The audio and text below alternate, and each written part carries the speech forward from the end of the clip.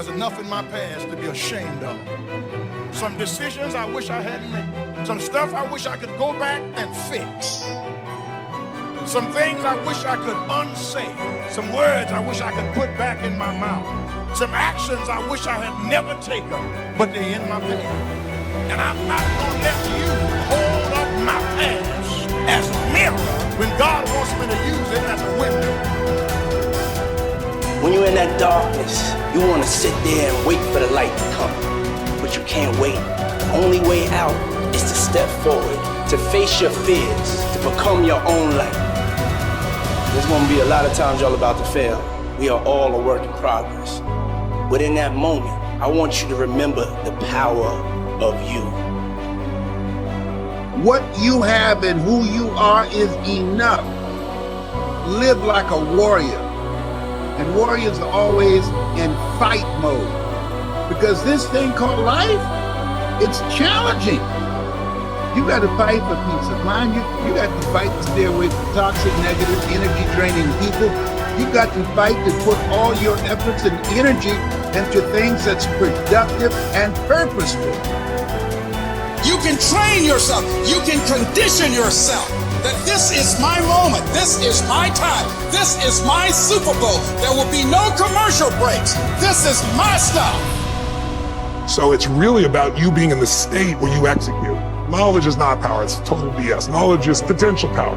Execution trumps knowledge every day of the week. And so my life is, how do you get yourself to execute? And execution comes from learning to put yourself in that right state every day.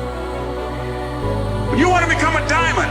Your whole attitude change, your whole mindset, your thinking, your relationships, the decisions that you make, how you spend your time, your energy, all of it changes.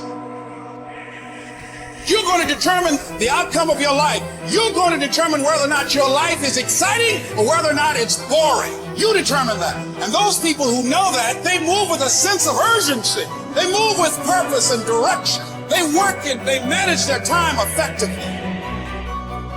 And it is work to maintain the discipline. That's what it is, work. So work through the weakness. Fight through the temptation. Hold the line. It is not easy, but it is worth it.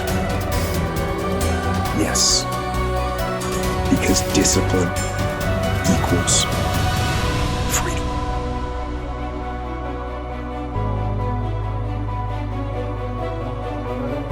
As more time goes by, time disappears.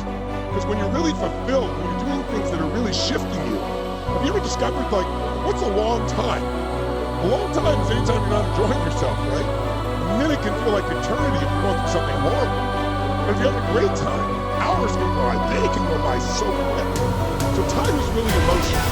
And what we want to do here this week is see if we can't give you some key principles each day, tools, and then take some action.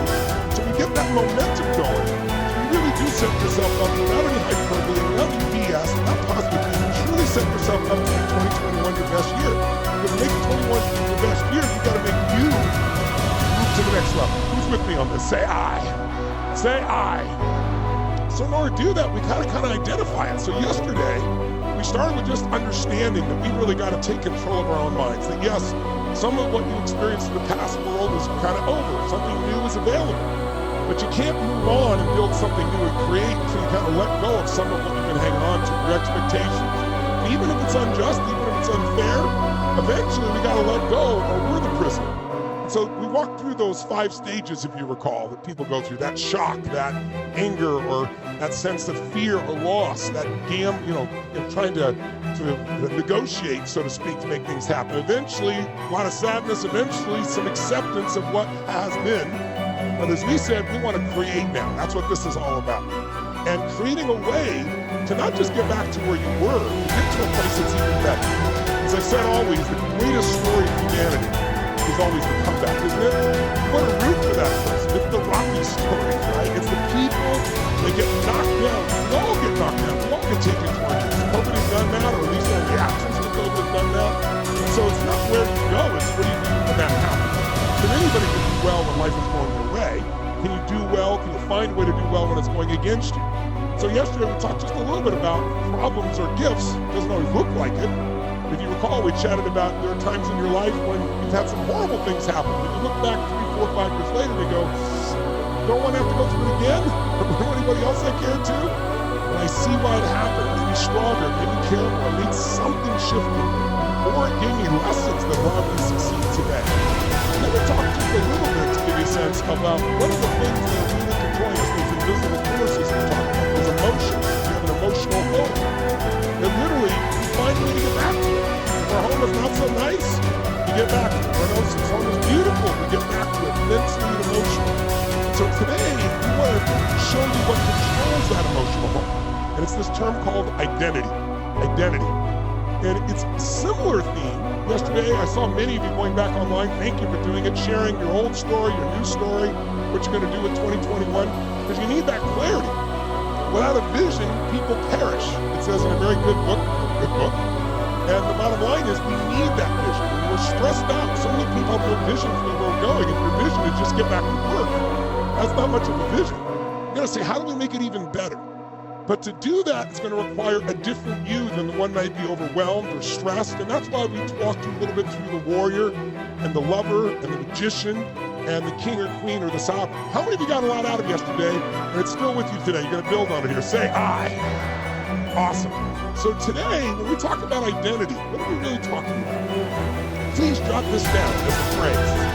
A long phrase, but jot it down because it's critical. When I started working with people, I started studying every tool I could find that could help people change quickly. It wasn't because I was an intellectual. I wanted to change me. You know, I was in high school, I loved people, but I wasn't the most popular kid in school. In fact, the most popular kid in school treated me and my friends like dirt, like trash. It was mean as hell. I thought, how can they be popular? And it made me want to understand human psychology, what drives people, where they are. And plus, I was fat and short. I was 5'1". And so I had to figure out what to do to turn myself around. So I want to learn every tool. A lot of things I did gave me a change for a short term, but then I go back.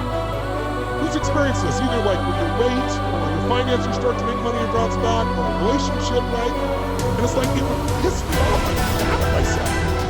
You know, I know many of you do this because it's human nature. Like we have high expectations for ourselves. Somebody like you comes to an event like this, you're pushing yourself to be more, to create more. And I used to beat myself up like, why am I doing this?